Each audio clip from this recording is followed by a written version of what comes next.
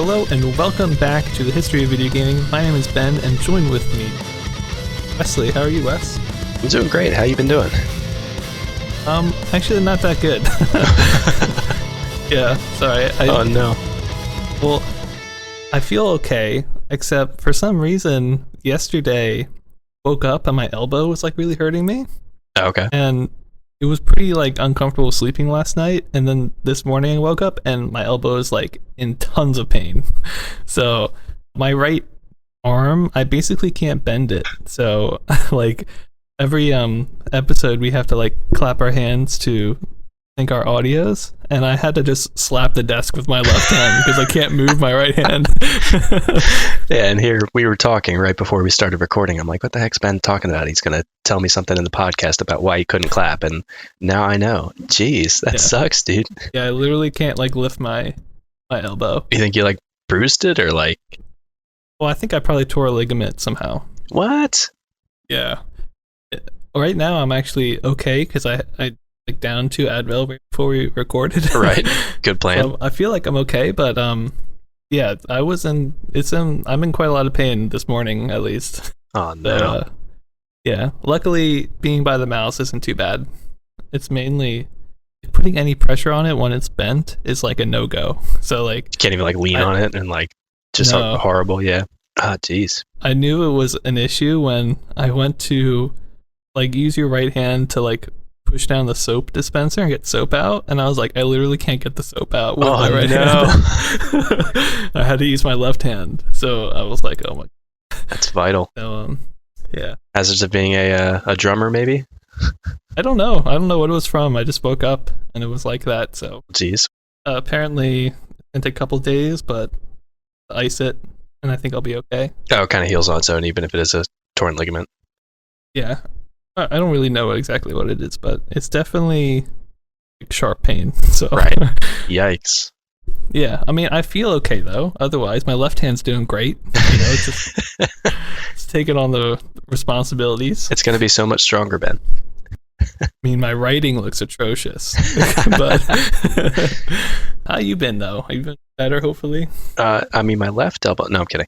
Yeah, I've been doing good, but we should, I guess, sort of explain. It's been, I think, no time for the viewers, but 3 weeks since we last recorded, right?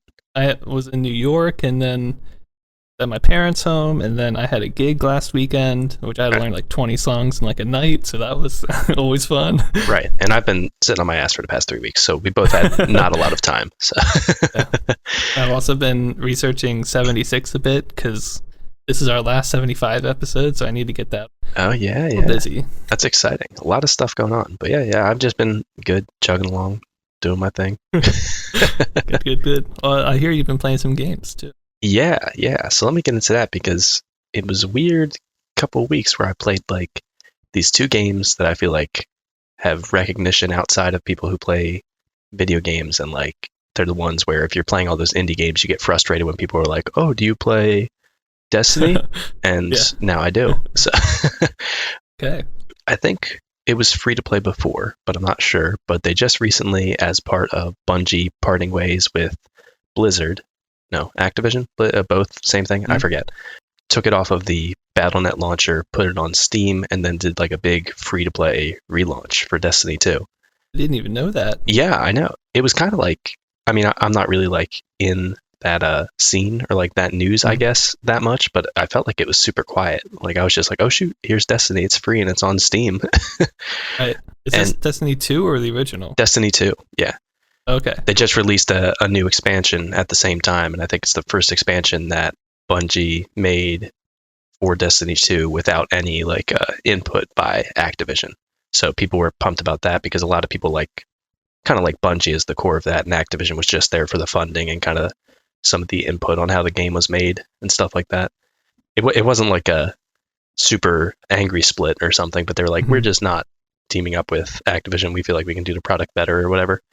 Kind of reminds me of, didn't Payday 2 do that? At one point, they like joined somebody and then changed the game, and everybody like hated it, and they were like, okay, we're actually going by ourselves again. Yeah, they totally did, and I forget who it was that they teamed with, but then that was when they announced the whole thing where they're like, yeah, now we're doing like guaranteed like 2 more years of support for Payday 2 or something crazy like that. It was nuts.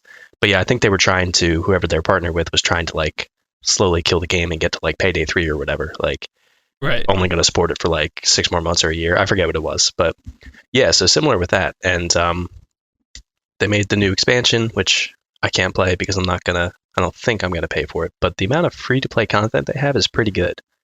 It's weird. It's kind of like level boosting when a new expansion comes out in World of Warcraft, because I'm just like, everyone's the same level now. Everyone starts at like 750 power level, which means nothing unless you play Destiny. So like I had all this intro gear, which was just like super trash and like worth say like 10 points or something. And now they're like, yeah, well, we just changed the number on that gear. So you still have that crap gear, but now it's worth 750 points instead. So it was really weird, but it's fun. And the new intro, they just kind of get you like, there used to be this big mission, but I guess that story concluded with one of the expansions. So now you're just like in the game once you start it in like 5-10 minutes, which, Ooh. yeah, so it's been good. It's more of a single player I was getting burned out on in it, because like the stories are good, but a little repetitive. But the grinding and like the dungeons and raids, which I haven't had the chance to do yet, are pretty cool. Kind of like Warframe in that way? Yeah, sort of. Actually, a decent bit, because there's open world grinding with like events going on that you can get stuff, and then there's also like mission grinding kind of stuff. I mean, the gameplay's fairly different, but yeah, at least the style of it. And I keep equating it to WoW because that's the only MMO I really ever played. But there's like strikes, which are you gotta try out some other MMOs, man. We played some in college. We played did we play the Star Wars one or something? I don't know if I played the Star Wars one. That was pretty good. Oh, Old Republic. We did for a little bit. Yeah. That's right. So yeah, I played a couple other ones. WoW was the one I have the most experience with, because I'm watching people play Classic now, but they have strikes, which are basically dungeons, and then raids, which are like 6-mans. I think it's like a 3-man group versus a 6-man group for raids. So it's been pretty cool. I mean, it's kind of like Borderlands meets Halo, sort of, which might be an oversimplification, but it's fun. Definitely more fun with people. I haven't been playing it single player much, but yeah, I've been enjoying it a lot. I was surprised, and especially enjoying it because it's free. So, yeah, that's been pretty good. And also, which, if you'll allow me to keep going. Oh, I'll allow it. I started playing within the past 2-3 weeks another huge game that I've never been super into that everyone plays, League of Legends, which I just... What? Yeah, I know. Shocker. Everyone pause. Our friend Chris and JT, if they're watching it, will be like, wait, what? He plays League now? But yeah, I jumped back into it. And the reason I enjoyed the gameplay. The reason I didn't play it much is because I was always playing ranked. And I was, same thing with like StarCraft, like without friends who are good and who are helping teach you, or without saying like, okay, I'm going to commit all this time to be good at it. There's only like so much fun you can have in ranked once you get to a certain level, at least for me. Because then I'm just like, I'm not improving unless I'm really grinding. If I play it like once a week, ranked is sort of just like, meh, it sucks. Right. But there's this mode which might have been in the game back when I initially started playing it, but it's pretty popular now, and it might be for the past couple of years. I mean, they just celebrated their 10-year anniversary, so I don't know much about the history of League and all that. But it's called ARAMs, for all random, all middle, where you just get a random champion and there's only one lane, and basically you're just kind of like slugging it out with 5 other champions, 5-on-5. And pretty cool, because since it's random, it's a like fairly low pressure thing. Like everyone could be like total crap with their champions, and it's good to just like jump in with a couple of your friends and have a good time, and not like, I don't have to stress about being like, okay, I'm the best at League or whatever. I'm pretty competent, and I'm not pulling my friends down or anything like that. So I think that definitely made it a lot easier to get into. Now I'm looking at all the skins and I'm like, oh god. Yeah, I like them. I don't know if I like them enough to pay for them. Yeah, I've played League before. Like, it has been a number of years since I've played, but since I am so into StarCraft, I was like, well, I could be playing this like intense rank thing with a team of people that, like, if one of them mess up, then everybody loses, or I could just be dependent on myself. So, like, that's really what it was for me. But yeah, I mean, having it be all random heroes, it's actually really, I think, It's pretty so sweet. many. Yeah, and there's like small stuff like trading, or you can re-roll your random hero like twice, so you have some choice, but not like so much choice that everyone always picks their best hero or champion. I think they're called that. Yeah, but it depends on your playstyle too. Like I feel like a lot of my friends who play it are the people who like get home after work and they want to jump on something with all their friends. But yeah, if you're more like the consistent, or you like doing the solo gaming kind of thing, I can definitely see how StarCraft, you're like, okay, this is my skill is all that goes into this win, and the other opponent's skill. So you have a lot more control in that aspect. And I feel like, for me at least, it was a lot more low pressure because nobody else was like dependent on me, True. to do well. Yeah. Even if I just wanted to be like, I'm just gonna ease every game, take it easy. Right. You're having fun, so it doesn't matter. It's not like you're right. Yeah. So, but I mean, that sounds pretty cool. It's been fun. Okay. Yeah, it's been interesting to get into games that are kind of like, in my mind, I was just like, nah, I'm not playing that game because I'm not like a League guy, or I'm not a Destiny guy, But so it's been fun to play with people who do love those games, and they're like, no, you got to look at that. This thing's awesome, and trying to appreciate them. And yeah, been having a lot of fun. Nice. Yeah, I've been having a lot of fun doing it as well, Wes. Yes, and I know you're very excited to talk about it, and I'm very excited to hear about it. So why don't you go ahead and start us off with that? Yeah. So I was playing a lot of StarCraft, as you know, and as I was playing, I was like, man, RTS is so good. Why aren't there more of them? I just want like one. Like it could be like this. It could be like this. And I was like, I could just make it. Even though I've got no experience at all in coding or art or anything. Right, yeah, but why not? Well, see, Unity is free, which is a game engine where you can make games. And that was going to be my first question, which I held off on asking you. I was going to say, hey, what engine is that? But there you go. Yeah. It's Unity. And I was like, I already had you actually need Unity, and you need like a script editor or something like that. And actually I already had that because one of our computer games I had tried to run could only be run in that weird script or something. So right. I already had half the software, and I was like, you know what? There's no reason I shouldn't just like try and see how far I can get. Yeah.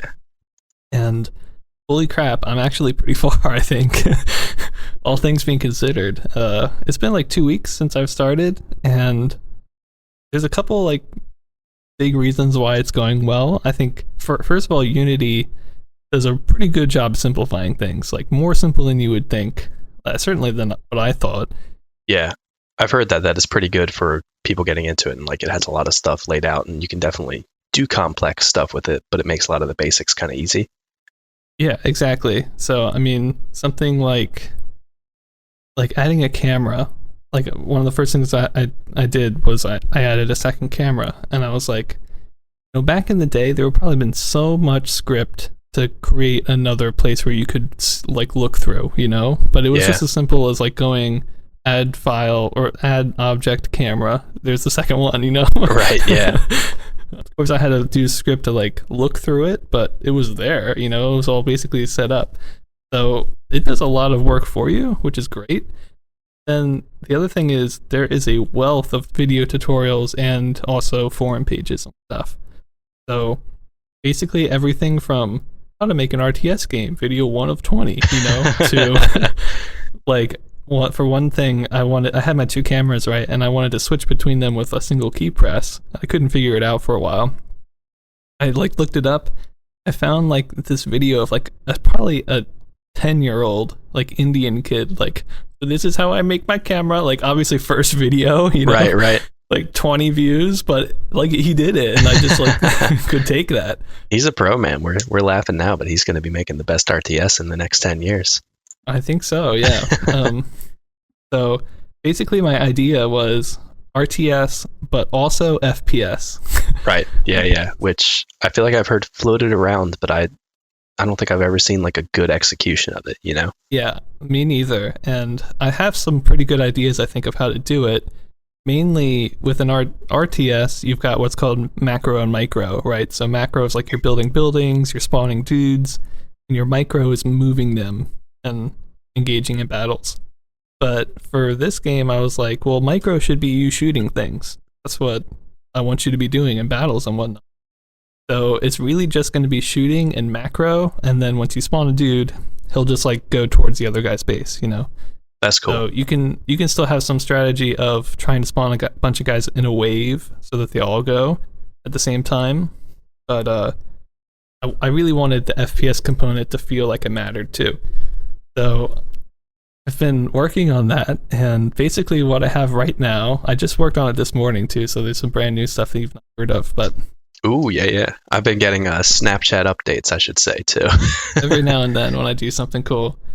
But basically, I've got an FPS character, more or less, and he's got a gun that I took from the free asset store, which there's a free asset store in the, like, application. Like, you can access it directly through Unity, so that's pretty cool. Awesome. Yeah, so I just got someone's gun. I create a little animation so it shoots a bullet when you shoot somebody. Obviously, the bullet doesn't actually do anything, just the animation, but it looks like you're doing something. And then there is like a shooting script. I should say scripts are kind of like commands. So like to shoot something, you have to access the shooting script. To like change cameras, it's the change camera script. Or to move, it's like the player movement script. Gotcha. You know? There's a bunch of scripts, so I'll be mentioning them. But essentially, you've got an FPS character. He can shoot things. He does damage. You've got like a map with some mountains as borders, I'll say. You also have 2 bases on either side of the map. And the enemy base I just did this morning, every 5 seconds will spawn an enemy and tell them to go across the map. And you can shoot the enemies and kill them. So I don't know if that sounds like a lot or not. There's also a button where you can press to go to top-down view, but without like building buildings, it's not really useful right now. Right, yeah. But it's there, at least. And yeah, it's like, I don't know, every time I sit down, it takes me a long time to do something, but I always feel like I accomplished something at the end. Yeah. So far, I'm having a pretty good time, honestly. I've been stuck for a couple hours on different things, but I've always eventually figured them out, including having to write my own scripts, which is that's a little bit more complicated when you're not just copy pasting somebody else's work. Right, exactly. But after you look at like enough of them, you're like, okay, he's referencing this, he's referencing this. Okay, these are like the tools I can use to make my own stuff now. Well, that's the hope, right? The more you do, the easier it becomes, the more complex issues you can solve, and more stuff you can implement. Exactly. So probably the hardest thing I've done by myself is, like, if you're in FPS mode, by the way, there's tons of like little things that I would never really think about when you're thinking about making a game that you actually have to account for, like one-off scenarios and stuff. But I was thinking, okay, I'm in an FPS mode. Let's say I spawn in looking north, and I turn to the east. I turn right, and then I hit forward on the keyboard. You're going to be moving east towards the right. Right. But if I'm change my top-down view camera, and my character's looking east, and I hit forward, he's going to be going east, but I'm going to be looking from a top-down view, so W is right. I'm like, that didn't make any sense. like all the controls would be flip 90 degrees to a different button. Right, and no matter which way your guy's facing in top-down, you're always going to want north to be W, basically, right? Exactly. So I had to basically make my own code to it basically flips the guy back north as soon as you hit the change camera button. So that was not something I could find a tutorial for. But I got it to work, and he totally works now. It plays kind of like you would expect. Like, That's you're cool. always kind of like looking north when you go back to him, but I don't think it's a big deal. Right. And I mean, especially for where you're at now, like that's the fine-tuning stage if you ever want to change that. Right. So I will say, like, the whole process has definitely been 2 steps forward, 1 step back. Like, almost every script I've written, I've had to, at one point, almost always delete it all and start over. Right, so if you're somebody who's like, that would get frustrated, it's probably not for you. But for me, if it works at the end of the day, I'm like, hell, I'll do it, you know? Right. And so far, it has worked every time I've done that. Oh, that's good. It's usually because I stole somebody's script, and then like my game does like one thing that theirs wasn't intended to do, and I'm like, well, it doesn't work now, you know? Right. And I've also it's kind of hard when you steal people's stuff, because even I got a free Unity asset off the asset store, which was like a army guy holding a gun. I think I sent you a snapshot of that. Yes, yeah. But basically, what happened was, like, I eventually want you to be able to upgrade a gun, like via the armory or something, you know? So I needed to somehow separate the gun from the army model, but they were baked together. So they like, it would be like creating a whole new model for him. Right, I see what you're saying. I basically had to just get rid of him, and now I've got basically a gun, and your character model is just like this see-through cylinder. That'll have to change someday, but that's the kind of thing where I kind of tried something, and I'm like, oh, this is actually working, so I kind of delete it, start again. But it's very... hopefully the next guy I get will not already be holding something, so I can make him hold a gun. Then you got to start going into Blender and making your own 3D models. Oh boy. Well, hopefully I won't have to do that. Maybe cool. I will. I don't know. Yeah, I think I don't know what I'm going to be doing. I think adding a sound effect because it's just silent right now. Yeah. Yeah. And also maybe like a win screen, like you've destroyed the base, you win, you know, and not just it gets destroyed and the game continues. Right. It's a lot of like little things, but yeah, all the small stuff that you don't really think about, you notice when it's missing, but when it's working well, you're like, oh, the windscreen, yeah, all that kind of stuff. Like somebody actually had to make that windscreen, you know? Right? Yeah. This is over now. How incredibly important UI is, yeah. I do have a crosshair in my game, which is pretty cool. Heck yeah. And by the way, the crosshair disappears when you're in top-down view. Something else I had to work out. That is also good, yeah. So, yeah, I mean, I'm having a great time, honestly, and still making progress. So until I get to a point where I can get completely stuck, I'll keep working on it. And hopefully make at least some kind of demo, and then I can show it to you and share it and stuff. And I'll harshly rate it on the podcast. Zeros across the board. No, okay. It's in 3D. That's better than any of these games. That's true. I'll rate it as if it was a 76 game then. And then all right. No, that sounds awesome though. Yeah. And from what I understand of coding, it's always a very iterative process. So you got to have the patience for tearing what you made down and then building it back up. Yeah. I only did source kind of stuff, source engine coding, and that's cool. Was basically just like map making the way that I did it. Like I was just using all the templates they already had and making like Half-Life maps basically. But it's all the small stuff where I remember just having like zoom in to like every object I created, because in that engine, if I made a room and it wasn't like sealed, or like there wasn't a larger environment outside of the room and it wasn't sealed, it just like wouldn't run, because they're like, there's just a hole into the void there. Yeah.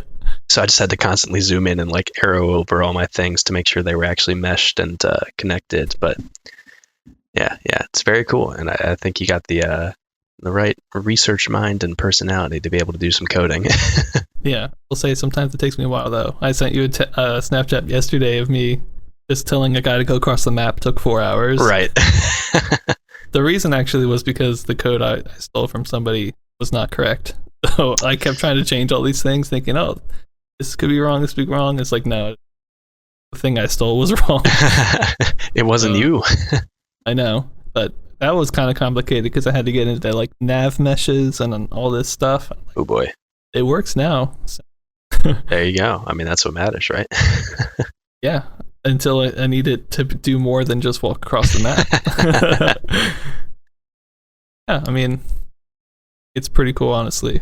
Yeah. There you go. Yeah, get a hobby that's kind of checking both those boxes. Feel like you're growing, but you're also doing video game related stuff.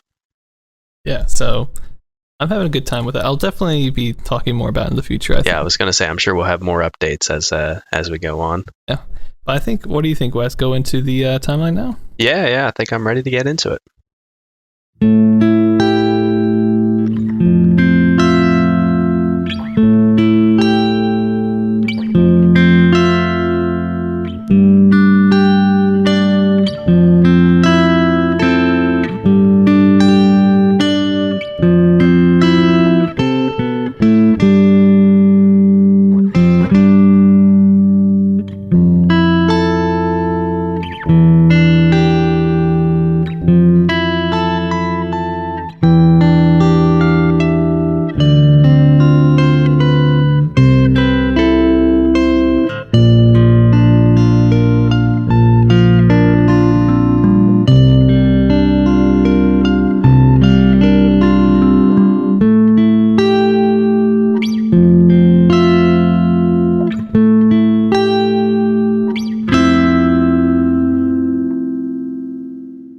everybody. Welcome back. Let's get straight into our last timeline for 75.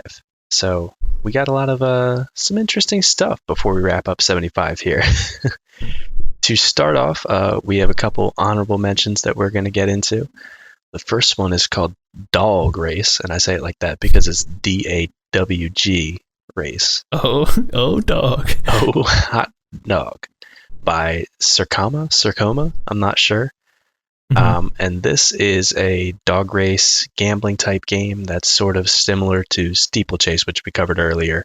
That was the one where you had all the horses racing and basically had to beat all the other horses.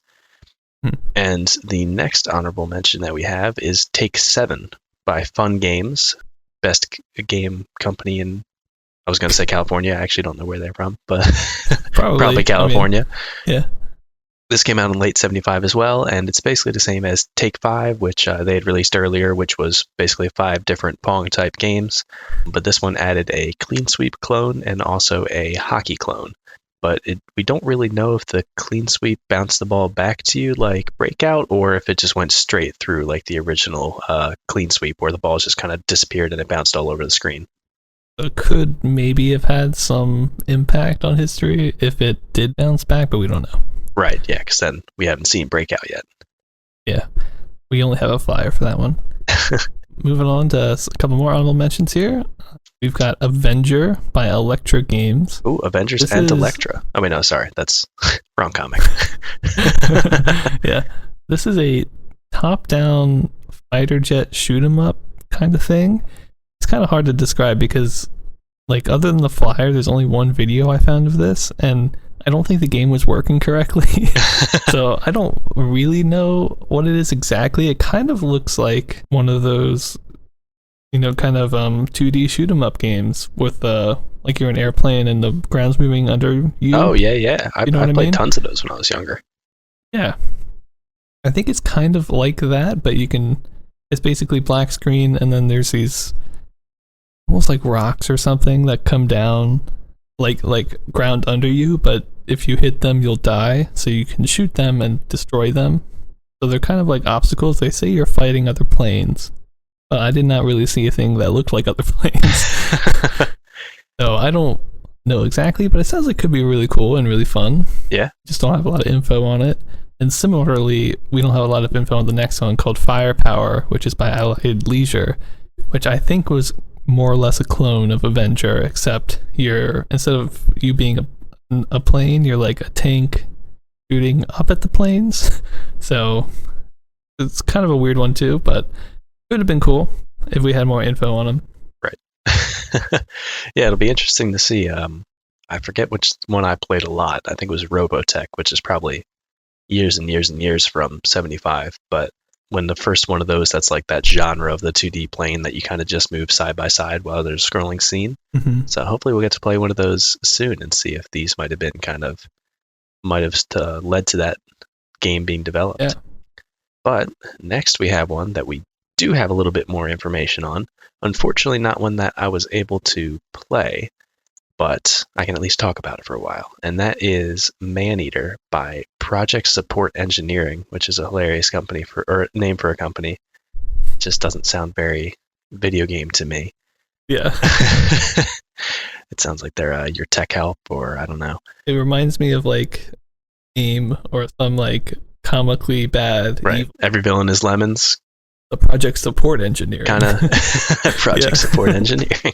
Exactly. They're a shell company. We don't know what they actually did, but they did make a game.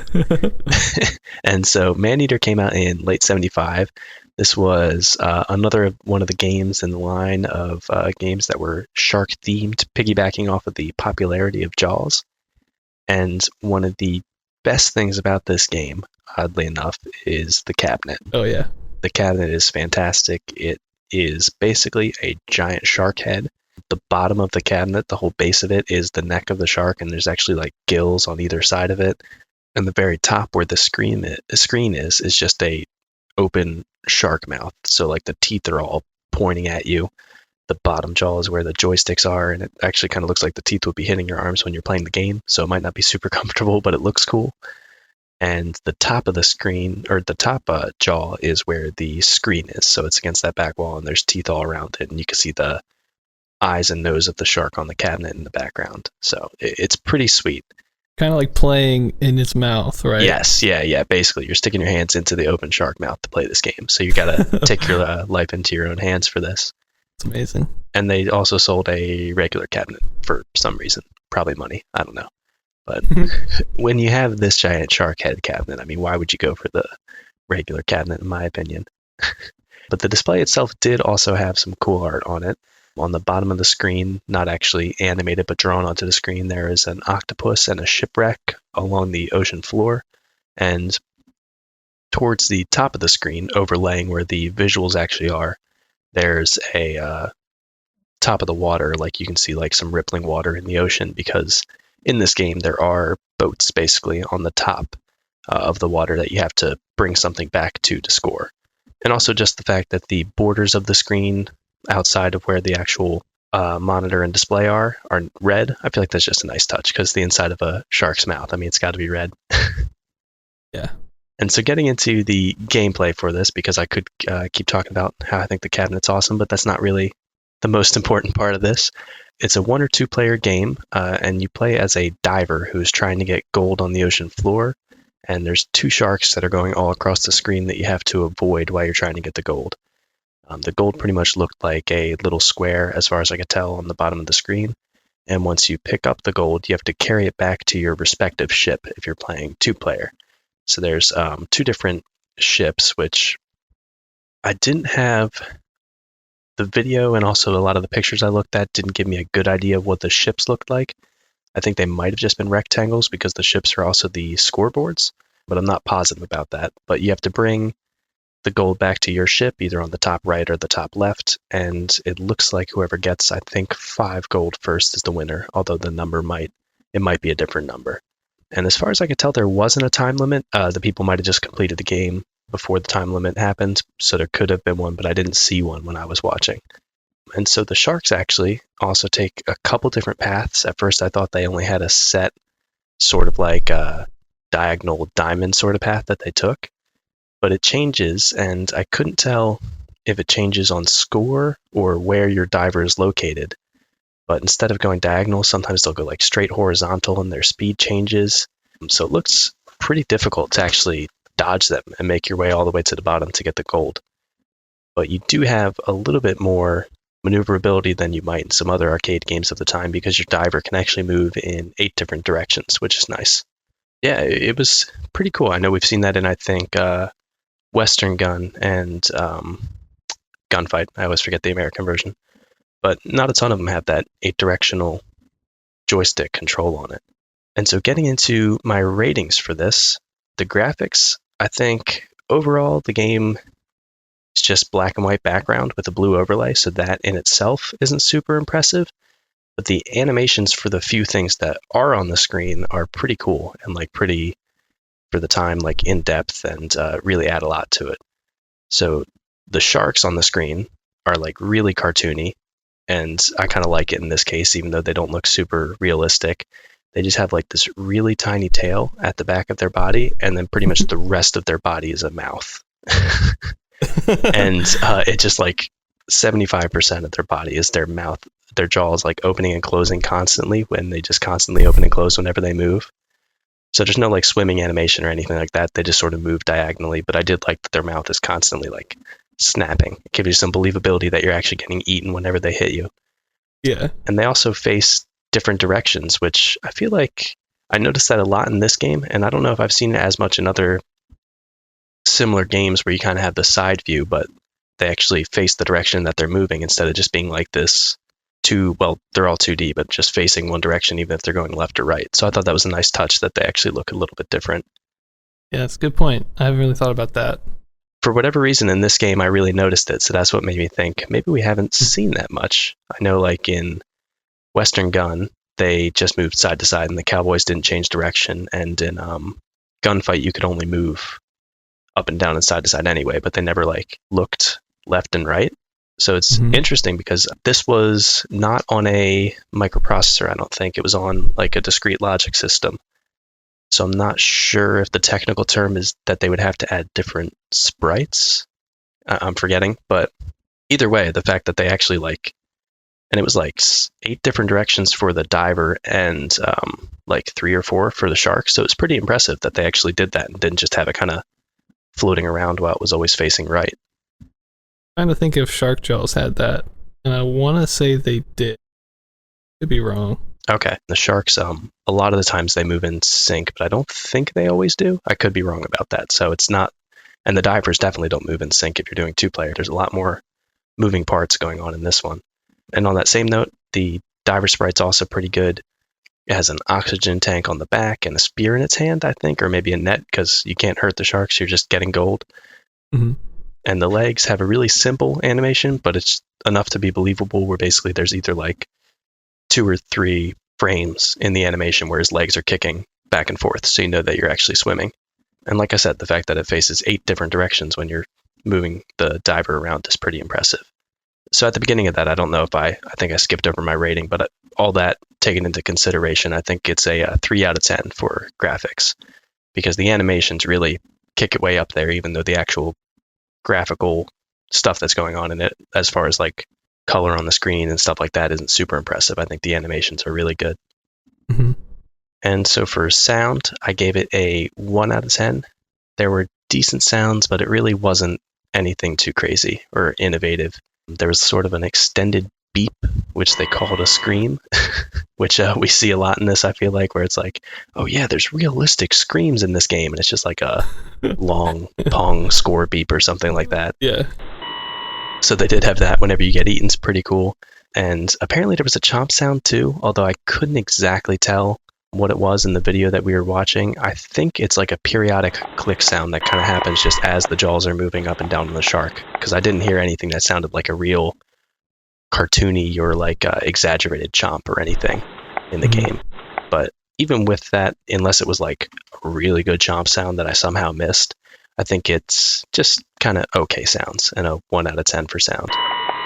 And for gameplay, I gave it a 2.5 out of 10. You started using all those 0.5 and 0.25 ratings, and I'm stuck on it now. I got to start using them too, because we're getting into the real granular stuff. And I gave it a 2.5 because I think it's pretty simple overall, but I do like that it's a different type of objective than we've really seen in a lot of these games, because you actually have to take the gold back to the boat to score a point. I feel like a lot of stuff, if you're thinking about it as like a ball and paddle or like any of these other things that are kind of interpreting and innovating in the arcade realm, it's always like you get to something, it disappears, and you get points. I don't think you could actually tell if your guy was carrying it, other than that the gold wasn't on screen, but still, you have to take it back, so it's a slightly different objective. But I mean, I'm not going to say this inspired Capture the Flag or anything, but it's definitely an objective that we see in other games and that sort of style. Mm-hmm. And I also think the shark movements, because they are pretty erratic, normally I would say that makes it too difficult, but it looks like it provided just like the right amount of challenge for this. You could put a few plays into it and probably start to figure out how the sharks moved and get pretty good at it. And I don't think it's too hard, but definitely hard enough that you could have some fun. So overall, it's nothing super groundbreaking, but definitely looks like it'd be pretty fun for a couple plays. Yeah, definitely be worth owning for the cabinet. Yeah. And I think I say that in my rating too, or maybe my relevance, but yeah, just, I mean, the cabinet makes it like a conversation piece, and even if I didn't like the game that much, you got to have that cabinet. Yeah, I think I read that it was either this like list of like 10 best cabinets of all time or something like that. I think it's I think it's up there. It's in some of those lists. It's like pretty crazy what it looks like. You definitely need to go, people listening, look a photo up. Yeah, and it comes up pretty easily if you do Maneater arcade game. That's some of the first pictures that come up there. So definitely check that out. Or look on our website. Absolutely, yeah. And then we'll know that people are looking at our website, so that's always good too. Maneater page is going to blow up. Absolutely. And just to wrap up my last 2 ratings for Maneater, for relevance, I gave it a 4 out of 10. I can't really say if the animation in this game would go on to influence any other games specifically, but the animation's good. So at least in that sense, it's relevant for having good animation for something in 75. And also, just as we've said over and over, the cabinet's awesome. So, I mean, having a cool cabinet makes it at least relevant in video game history, just because it's this like cool, notable, weird arcade game in 75. Oh yeah. And so overall, I gave it a 2.5 out of 10. Fun looking game, good animations, and an awesome cabinet. And so even though the game isn't like super special, just those other key things that I talked about a lot about it really bring it up a little bit in my mind to make it a pretty cool game that's definitely worth checking out. And if you somehow get your hands on it, you got to display that shark mouth cabinet. Yes. Definitely agree. And there's even videos, or not videos, but pictures of like the warehouse where they made them, and it's just like rows and rows of these shark mouth cabinets. Oh, seriously? And yeah. That's awesome. I mean, it's so ridiculous. That's why it's amazing. It's just like too much in the best way possible. Mm-hmm. Yeah, sounds awesome. Yeah, I definitely, as far as shark games go, I like this one better than, what was the other one I played? Shark by US Billiards. So yeah, that one was so bad. It was, I don't know. These sharks look awesome, even if they're not anatomically correct, instead of just like these floating seas. I mean, Maneater reminds me a lot more of Shark Jaws. Yeah. It's definitely down that path. And the fact that it's 2-player is pretty cool, I think, as well. Yeah, it looks like you could, I mean, competition, as we've said with a lot of these games, like really just having somebody else to play it with gives the game a lot more life and a lot more fun, in my opinion, at least. Yeah, I agree. So, Maneater. Go check it out, people. Absolutely, yeah. Check out Maneater. Let's move on, though, to the next one that I got a chance to review. This is the last console of 75, Wes. Ooh. Very last one. All right. This is called the Phillips Tele-Spiel. At least I think that's how you would say it, but... That's my guess, yeah. Let's go with that. It was originally sold in France by the Philips company, and came out in very, very late 1975. We don't have an exact date, but very late 75. And this one is a little different. It's got some interesting things going on. So, getting right into it, to start off, the actual console itself uses cartridges, which automatically right then and there I'm like, I'm in. Yeah, because we're probably going to get some more cool games than just Pong. Because cartridges can have their own components inside of them, so you can kind of like keep adding more complex pieces to the console. Right. So already there's some interesting things there. Weirdly though, the controllers are very weird, I think. Basically, you've got a single slider on each console, each controller, thank you, and a single like button, which is usually the reset button. But that's it, and it's very strange because you've got the slider, which is, I think of it kind of very much like a slider in like on a soundboard, just up and down, and that's it. Like, there's no rotating. So like the Pong that comes with this system, it's just the Pong that goes up and down because that's all your slider can do. Okay, weird. Yeah, there's no on-screen scoring either. So on the actual console, you've got the classic sliders with like a number line beside them, so that each player can keep their score physically because there's no on-screen scoring. But that was kind of weird. I will say the controllers are wired, so you can, you're not sitting there, each person one hand on either side of the console. Right. Which is cool. So, getting into the games, it came with badminton, and I also think it came with pelota, which I'll get into in a sec. But badminton was your classic Pong game, probably the least interesting game of the whole system. Pelota was your handball type game, or the one player versus a wall sort of variant. And again, these didn't have scoring, they didn't have a win state, so you just played until you were done. But I don't know, they were not very interesting to me, and honestly, I think the Pong type gameplay for badminton is actually pretty bad. The physics don't look right. Like, I was able to watch a video of this, and maybe it's just the TV they used, but things like the paddles are really thick and wide, and weird. They kind of float and don't really go all the way to the edge of the screen. So there's something weird going on there with the physics that I think is actually probably one of the worst looking Pong games on a console I've seen. Wow. Yeah, I mean, especially coming from, like, I think was it last episode I did the video sports first dimension with those lines, you know? Yes, yeah. And that was so good. And this is like completely the opposite. Right. And you know they're both coming out in 75, so you're like, what went wrong? Yeah. So you're not going to get this console for those games. But other 3 games that came out with the console are really interesting, I think. Let's start with Ghost Chaser, which is a great name. It is a good name. It's a very simple game where basically the screen's more or less empty, and then a square appears, and the first person to hit the button on their controller captures the square and gets a point. So it's basically like a reaction type game, you know, hand-eye coordination type game, and if you go early, you can't grab them. So yeah, I don't know if that's really interesting, but I feel like it's not a game we've seen. It's at least different. Yeah, with these home consoles this early, it's all about being imaginative, I feel like. So that's at least interesting in that sense.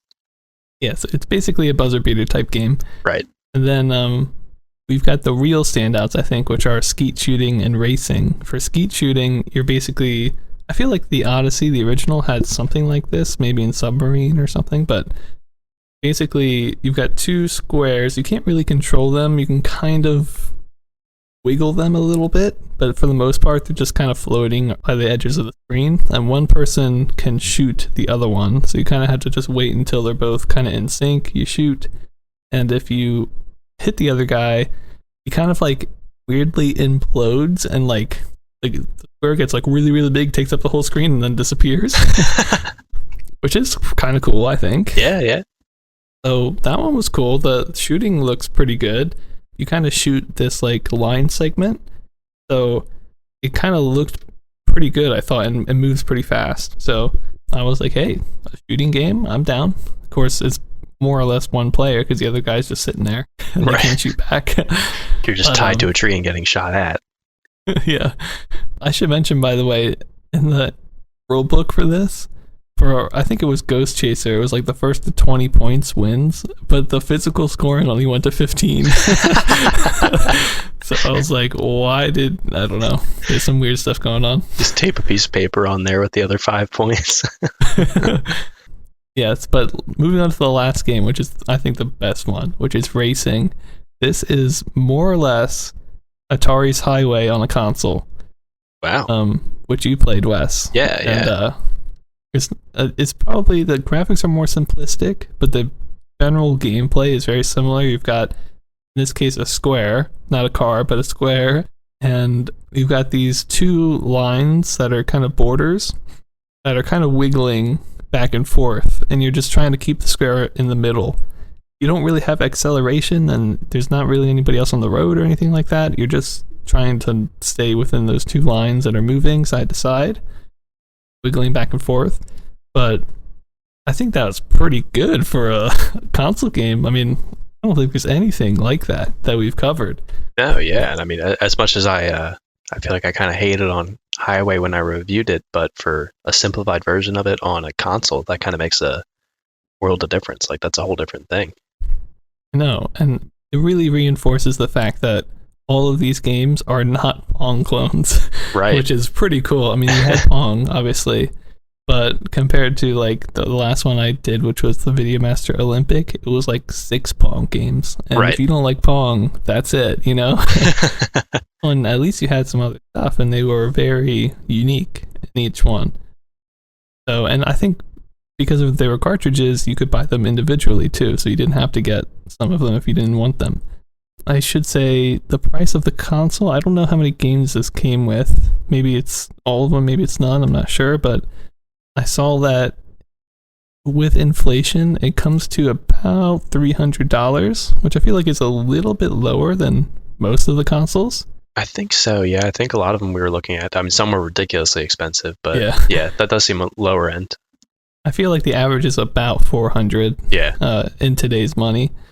So this one I feel like it's a little bit cheaper, and you're getting some really unique games with it. I will say, if you're buying it for Pong, you shouldn't, because the Pong is pretty terrible.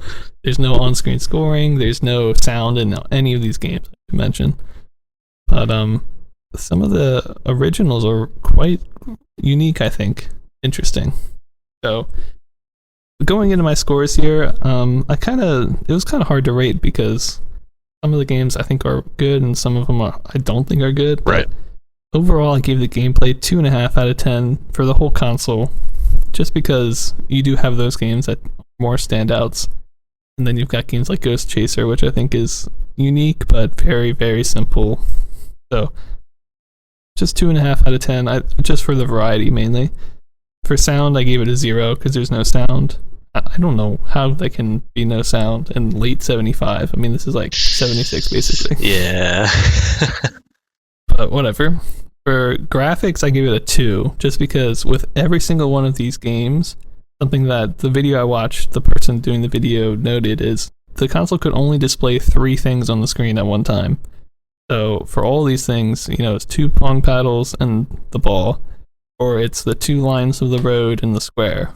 So you're basically talking squares and lines with this game for this whole console. So I didn't think the graphics were good. Basically, I gave it a 2 out of 10, and that's just because I thought they did a good job displaying what's happening in each game. Like, I can tell this is a racing game. I can tell who caught the ghost in the ghost game, and I can tell, who's firing the projectile, and that it's a projectile in skeet shooting. So I thought they did a good good job communicating what's going on in the game, but graphically, it doesn't look great. Right. And finally, for relevance, I gave it a 6 out of 10, just because it has some games that are really unique and that we've not seen on consoles really, especially the racing one. I thought that one was really, really cool. I don't think I've ever seen on a console lines wiggling back and forth like these ones do. I want to say you're right. Yeah, with everything that we covered, I don't think so. Mm-hmm. So I think that's pretty important and a big deal. So I give it just a little bit above average with 6 out of 10. And in total, that makes the whole console 2.5 out of 10. I definitely think could have been better. Like, if just a couple of the physics look better for the Pong game, the graphics looked a little bit more crisp and clean, it could have been good. But it had a lot of great ideas, and I don't feel like some of them just weren't quite at that point. So, yeah, it's a very interesting one. Yeah. Has some of the most interesting controllers I've seen too. It feels to me like the true 75 successor of the original Magnavox Odyssey, where it just has weird cartridge games that are like different than Pong. And you're like, oh, this is weird and not actually like that good, but it's cool because it's different. Yeah, I mean, I think the one that had cartridges was, I think, the Interton 2000. Okay, yeah. But they were basically Pong clones for each one. But this one is like they actually tried to be really creative with it. Yeah, and as we'll see, that ends up winning the day too. I mean, many years later, everything's a separate game. Of course, then you get the digital not too soon, Wes. Oh, yeah, think so? I don't think so. We'll talk more in 76. All right. Oh yeah, there's some good stuff coming out. Don't you worry. Oh, I'm excited. I'm ready for it.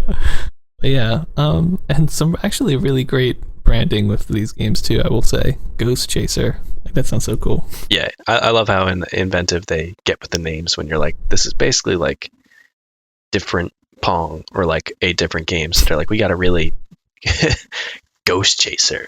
Like, someone's really thinking outside of the box when you're just talking about a cube that lights up and then turns off. Yeah, exactly. Or a square, I guess. But yeah, I mean, I thought it was decent. I was hoping maybe for a little bit better implementation. Right. And some sound. I mean, for God's sakes, give me some sound. Yeah, even the beeps, give me right? a beep or something. Yeah. What do you think, Wes? The last console, does it live up to the hype? Well, I think it's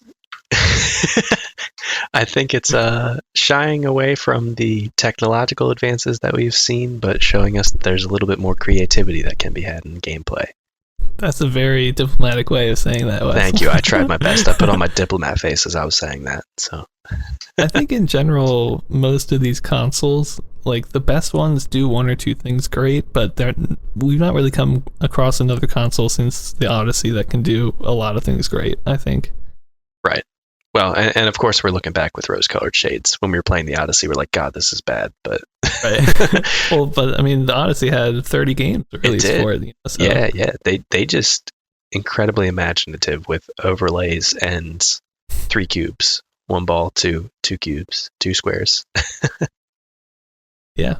Don't know overlays on any of these. Maybe a good thing. Yeah, maybe that's for the best. Why don't we move on, Wes? Yeah, I think the last one for 75.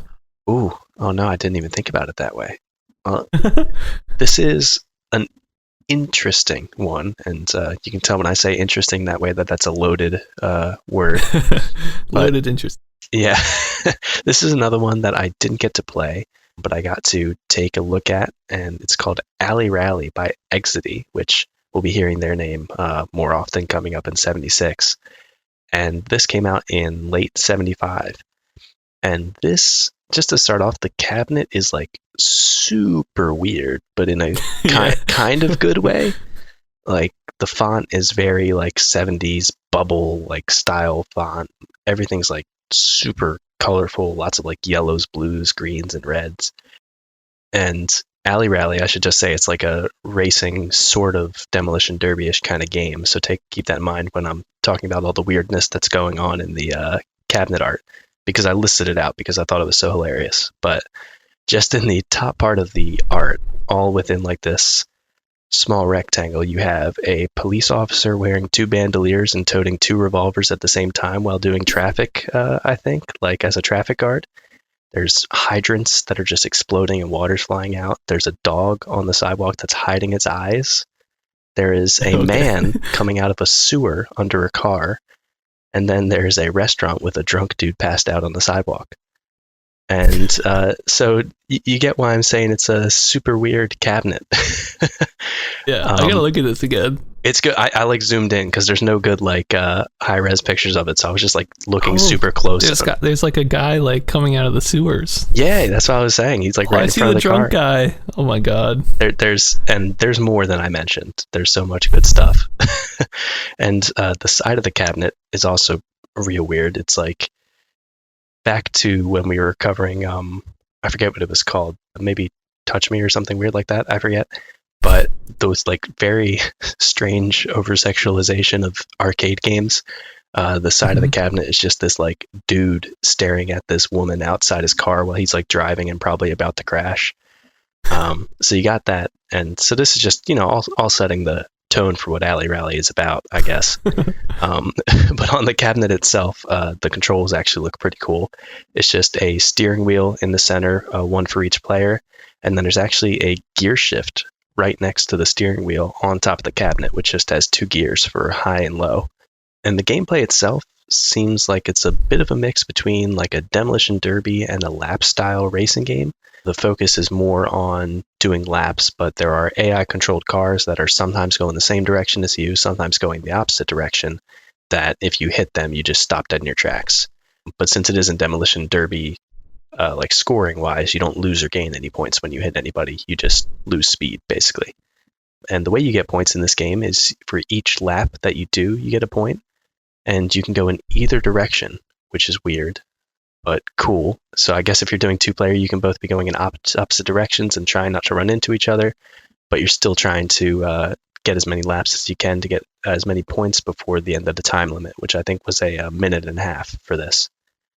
And the cabinet says, although I couldn't really tell when I was watching gameplay, that low gear is for starts, which I think means maybe quicker acceleration from not moving, from 0.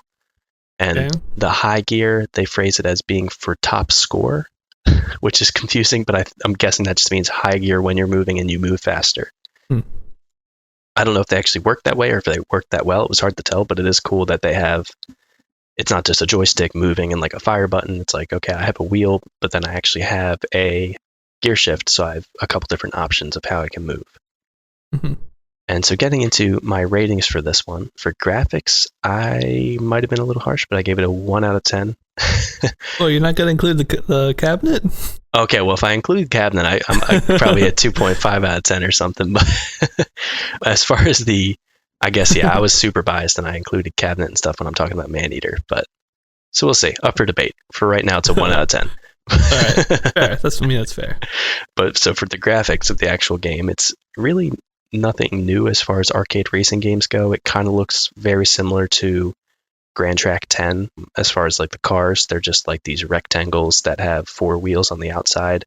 The inside is sort of like a oval with a couple divots in it for the track, but that's just like white lines up and down, and the rest of the screen is just black with a little bit of white lines on the outside of the course so you know what's going on. I should say they're kind of like vertical, like hash lines, not like borders, but just to make it look like a tinted color, I guess, like it's not solid white. And the AI cars do look slightly different, so that's nice. They're just like shorter, I think, but they're basically the same design. And the player cars are, I think, either a dark gray or a white, depending on which player you are. But I don't know, something about it just seemed like pretty basic. I was happy that the scores and time limits seemed easy to read, but for where we are with arcade games now, I don't think that's like a huge innovation as far as graphics go. Mm-hmm. And for sound, I gave it a 2.5 out of 10. It had pretty good sounds, but again, nothing super crazy because I think these were maybe not from games that we've seen before, but we've at least heard very similar sounds in a lot of games before. There was an idling engine noise, and then there's a low-speed and high-speed engine sound. I think it was Grand Track, but it might have been Speed Race, where there was a similar thing where as your car gets going, the noise changes, and then you have that high-speed engine sound going on. Yeah, Speed Race did. Was it Speed Race? Okay, and it might have been another one too, but yeah, definitely. It did that in Steeplechase, right? Did it? Oh yeah, for the galloping of the horses. Yeah. So it is nice that there's variations in the sound for speed, and I thought that was a cool touch. And then also there's a crash sound, which is pretty good. It's really short and simple, but it's just basically like a small little explosion kind of sound. So even though it's not super complex, I think it gets the message across that you crashed, and it sounds pretty good. Nice. Yeah. So that I think this game really did pretty well with the sounds that they had. For gameplay, I gave it a 1.5 out of 10. The general gameplay, I think, looks pretty good, but it's just not super interesting. I don't know. Maybe I was feeling down on racing games when I rated this, but the turns in the track and the traffic kind of made it look at the point for me where I think it's more difficult than it would be fun, but maybe after a couple plays you could get used to it and you're good enough that you're still a challenge, but you're having a good time with it. Mm-hmm. But yeah, and the steering also looks like it's a little bit difficult with that small steering wheel. Like I think I saw a lot of people who were playing it like really oversteer and then just like bump into every corner. And since I didn't get to play it, I can't tell if, maybe it might have been better and it's just a higher learning curve, or whoever was playing wasn't super good at using that steering wheel. But it looked like it was a little bit difficult to control.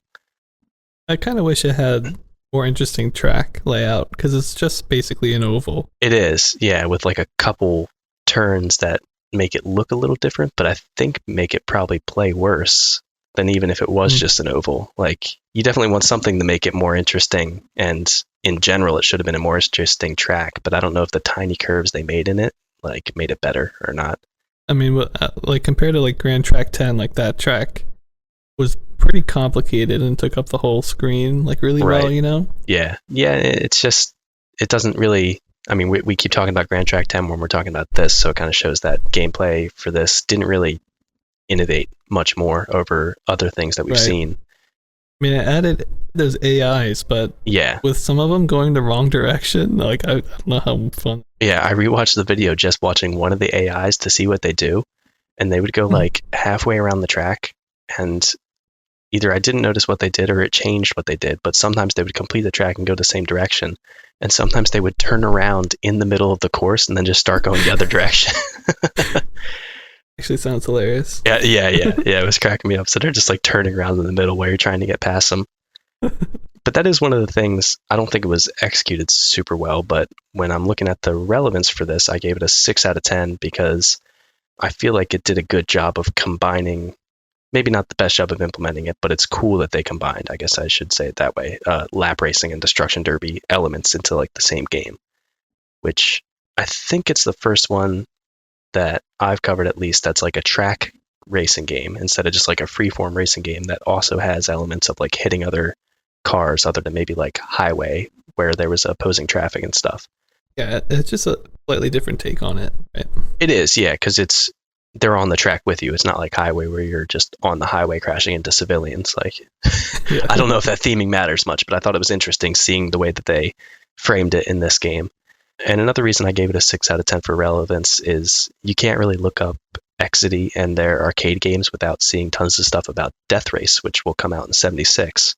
But just knowing that this and Destruction Derby by Exidy likely contributed to Death Race, which is a pretty popular Exidy game in history, I think that makes it fairly relevant as well. And then for the overall rating, I gave this one, I just gave it a 2 out of 10. I think it looks fairly fun, and like I mentioned, it does bring some cool elements that we've seen in racing games together in an interesting way, but it's not super impressive, and it doesn't look like it would be really fun for that long to play, for me at least. So I appreciate the context of it in its contribution to other Exidy games, but the game itself, I'm sitting pretty happy at a 2 out of 10. Yeah. No, I totally get that. I mean, I feel like its largest like the biggest thing it did was add those AIs, and like that it didn't improve the gameplay at all. So it's like, well, from a gameplay standpoint, it's still Yeah, it's just the track felt too tight for those AI, and it was a cool innovation with the AI. Yeah, exactly. But it's like, did it really help? yeah, not in this one, but in a future one, yes, Yes, yeah, absolutely. So that was Alley Rally by Exidy. Had a fun time taking a look at that one. Oh, I'm glad you had a fun time, because I had a fun time playing this next one. Oh, I bet you did, and I'm excited to hear about it. Yeah, this is our last game of 75, and it's on a great one called Orthanc. Another Cyber 1 RPG, actually the successor of Petit 5, the original, which you got the chance to play, Wes. Yes. And I played a little bit. And it's fantastic, so I'm excited to see how the successor can live up to it. Yeah, well, it's not as good as maybe you would think, but it is still really, really good. Okay, yeah. okay. I'll set my expectations as that going forward. Yeah. Well, basically, you've got, like, imagine Petit 5, except, like, the user interface is, like, way better. Like, all the stats are visible on the screen at all times. That's and awesome. I mean, like, all the stats, like, the number of spells you have, from health to the equipment you have, the money, the experience, like, it's all there. Or more hits you can take. I mean, they did a great job. You've got basically everything you could want. And in the version I played, which is the Cyber 1 version, there was even a mini map of the dungeon, but I read that came later. So the original didn't have it. But just like in Petit 5, the dungeon is the same every time. Sorta. It's the same every time, but it actually every, I think, 180 days or something, it gets reset to a new one that's generated randomly. So every 180 days you can go back and all the scoreboards also reset and try again. So that's really cool. I guess that is just part of the code itself, which is awesome. So I love that the dungeon was the same every time, and I could always get to the exit. If I was like worried, I'd always get to the exit. Right, and part of what I liked about Petit 5 is like it felt difficult enough that I was perfectly fine with having the layout and being able to get to the exit be like easy. Like it made me feel like I was progressing. Yeah, exactly. And with this one, it's cool because since you're going deeper in the dungeon, you can also like make a map yourself and explore the dungeon. And the dungeon's really, really large, but it's not like scary large. Like it can be mapped, and you'll feel like it's the right size. And the other thing I loved about it is there's no more like random encounters. So if you've been someplace and there's not a guy there, he's not going to be there when you go like through the same hallway. So okay, nice.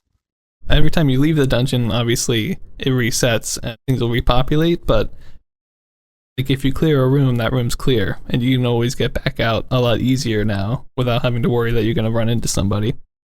So I love that. The combat itself is also a little bit improved. You can't really tell if the enemy is like what they're doing to you that much, but you can have a better idea of what you're doing, because now it'll be like it's turn-based, so it'll be like, do you want to attack or fight or whatever, and you'll say, okay, I want to fight, and it'll be like, you missed, and then it'll just pause there because that was round 1, and you might have seen like your health go down. You're like, okay, well, he did this much health, maybe I should fight again. It's like, fight, you hit 4 times, he's dead, you know? Like, you just get a little bit more information about what's going on, and because of that, I think the game is greatly improved. Yeah. So I loved all that. I mean, the UI and having all those stats and stuff was really cool. I will say the thing that it kind of took away from the game is because you've got all those stats and information panels, the actual gameplay window is like stuck on probably the top quarter of the screen. And then 3/4 of the screen are stats. Yeah.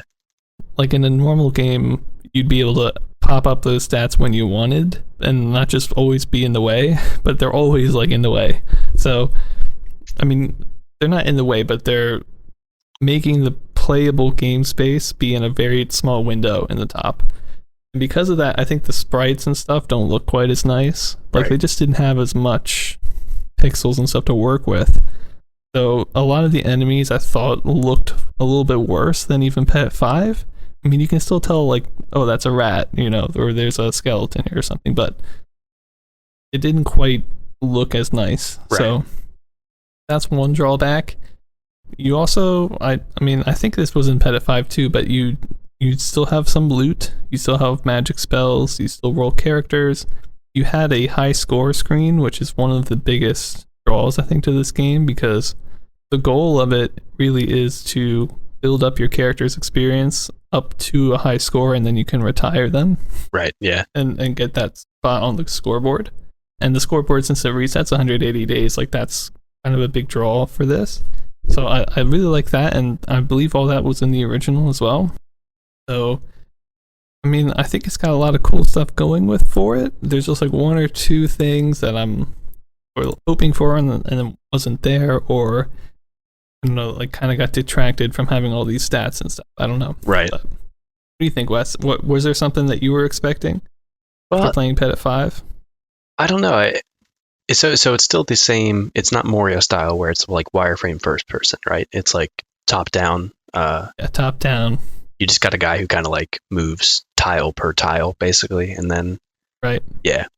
Well, I think it's weird because one of the things that annoyed me about Pet 5 was that you can put up the stats screen, and then anytime you move, the stats screen goes away. But Moria was the same way, where it had all these stats, and it was like, yes, I have information, but you have this cool wireframe graphic in the middle, and I can hardly see it because it's so tiny. Yeah.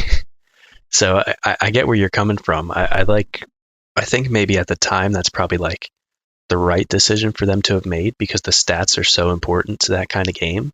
But it does really detract from the graphical appearance of it. And I guess if you're at a time where you're coming from text games, it's not that important. You're like, I can barely see, but I'm doing something and I have stats that I can see. So that's pretty good. Yeah. I mean, it was definitely more user-friendly, which was great. Right. And also having the combat be improved just so slightly, and it really feels a lot better. Yeah. You feel like you're more in control of what's going on. You're like, oh, the first fight I missed, now I'm down to 2 health. I'll use a spell and hopefully win that way, you know? As much as I liked Pet 5, the combat was like pretty trash. You just like pushed a button and then you're like, you're dead or you're not dead. And like 5 like quote unquote turns elapsed after I pressed F. So that sounds like a pretty big improvement in itself, that you can actually like put some decision making into it and like assess your health instead of being like, I'm probably at 2 health now, who knows? Yeah, I mean, so I feel like it's kind of, instead of like 5 rounds passes, it's like 1 passed and this is what happened, you know? Right. You can kind of, I feel like there's more of a chance for you to, especially because spells seem really strong, and you only have a couple of them per run, you can kind of fight for a little while and be like, okay, I can either finish this guy or I can go for the spell or whatever. So right, you get a little bit of time to make sure that spell is actually worth it before you dump it on an encounter that you might have been able to beat easily anyway, or something like that. exactly, yeah. I mean, it just made the whole combat feel better. And even I feel like so many things from Petit 5 that I had to look up in the manual were just on the screen. Right. Like, what spells do I have? It's like, it tells you, you know? Yeah, I know. I had that separate tab open the whole time that had like the list of spells and like everything else, just so I could figure out what my options even were in Petit 5. So yeah, like equipment was the same way, where it tells you like right on the screen. Equipment is like basic boots, basic torso or whatever, basic sword. And if you got a new one, it just updated it in the UI, you know? And it's like, oh, you got this now. yeah, and that actually in Petit 5, all you could get was Magic Sword +1, Magic Sword +2. There wasn't any other equipment as far as I remember. This one definitely has some more equipment. And I also want to quickly say, unlike the last one I did, which was D&D, there's not really treasure. I think there are treasure chests, but they're really, really rare. So most of the loot you're getting is dropping from monsters, which I think is just gold that you automatically. Right. I would say the dungeon also feels it feels more empty, kind of like Petit 5. The D&D one I jumped on like every time I moved. Yeah. But which there's got to be I felt like you can really explore the dungeon a little bit even on your first run, which is cool. That's good. Because the paths will be the same. Right. And that's kind of if you're playing it long term, that 180 days seems like a pretty cool way for it to be like, okay, it's the same dungeon every time, but like it's still rotating, it's still new, at least periodically. Yeah, I will say, I don't think I mentioned this, but there are 10 levels of the dungeon, so you can go down another 9 levels. Yeah, so I never did that, but I believe each of those are a unique sort of level that will be the same though for 180 days. So right. I don't know. I thought it was pretty good. I mean, definitely one of the better. Definitely better than the last one I did, which was D&D. So, right. And I definitely think it is an improvement of Petit 5. Yeah, it sounds like. I mean, I wish they did a couple things different. Yeah, and I think they did a lot of things. It sounds like that made a lot of sense to improve Petit 5, and they definitely did that. But yeah, there's just some that's like, oh well, they could have done this, and it would have been even better. But definitely, It sounds like if you're going for an early Petit 5 experience, unless you want to play the original, definitely, then this is a pretty good way to get it because it's a lot more accessible too. Yeah, I think so. So let me go down my scores real quick. I don't think I have much more to add, so I'll just go down through them. Mm-hmm. The gameplay, I gave 4.5 out of 10. It's like solid gameplay. Really can't negate it too much. It's just, very simple. For graphics, this is the one where I kind of ducked it down a little bit because the sprites are a little bit worse and the playing window is pretty small. So I give it a 2 out of 10. You are still getting, I don't know, like 20 monster sprites that are all original, and your character looks fine, and the dungeon looks fine. So it's not a text-based game. Right. Thank God. So I mean, it looks okay, but it's not quite as nice as some of the other ones. For sound, I gave it 0. You still got no sound. And for relevance, I gave it a 7 because I feel like, again, this is one of the most important genres here at the beginning, moving in a direction that I really like. So, yeah. If I feel like we say it every time, but every time a game incrementally increases, the genre is super important, and it just sets the path for the next one to be even better and even better. I think this definitely fits in right like that. So a true successor that actually improved on the right things. Yeah, it definitely sounds like it. But one that I might even take a look at because I've been liking those early RPGs so much. Yeah, I will say in 76 we will see an RPG or two, but they're not going to come out at the same rate that ones have, because we cover 5 in 3 months here. We did, yeah, we had a lot. So, and that's definitely not going to stay at that rate. So we will see 1 or 2, but I think it's less than 4. So got it. Yeah, definitely check it out. It is a bit of a challenge when you're doing the ratings to be like, right, I'm playing an arcade game. These are what my expectations should be. Because, there's no character progression or anything because they're not RPG style games and arcade games, but you're like, oh, this is still impressive. It's just so different than the PC games that are going on at the same time. I mean, I could feel like you can still compare it to like Maneater and be like, well, these are very, very different, but Maneater had sound, it had animation, That's true, and they're still doing a lot of things that the PC games aren't. Yeah. Yeah, so I mean, they are very, very different. Hard to rate them sometimes, but they both scratch an itch, A good way to put it, yeah. I think that's going to do it for us today, Wes. 1975 is over, and I've got a lot of research I have to do for 76. But it sounds like it's going to be a good year, too. It is. There's going to be tons of great games, and the thing that's been taking me forever has been the consoles. But there's going to be a lot of great consoles because we're going to come in contact with this thing called Pong in a chip, and oh boy, microprocessors are really just going to revolutionize everything right now. So I'm really excited to see that. And by the way, first second generation console will come out, which is a console that has a microprocessor in it. Oh man. Yeah, if you thought these consoles were good, wait till they actually have like game mechanics and color and stuff. Because that's going to happen next year. So man, leaps and bounds ahead in 76. Yeah, I definitely think so. We'll check in with you guys then. I hope you enjoyed today's episode. Check out our website, our Twitter. What was the other thing? Email. Our email. Send us an email. Yeah. However you guys want to get in contact with us, we'd love to hear from you. And thank you for being on this ride through 75. We loved covering all these games in 75, and we're super excited to start getting into all the fun stuff we're going to see in 76. As usual, next episode we will do a favorite games of 75. So I'm excited about that. So oh man, those are going to be some hard choices. Yeah. Yeah. We'll see ya. Have a good one. All right. See you guys in the next one.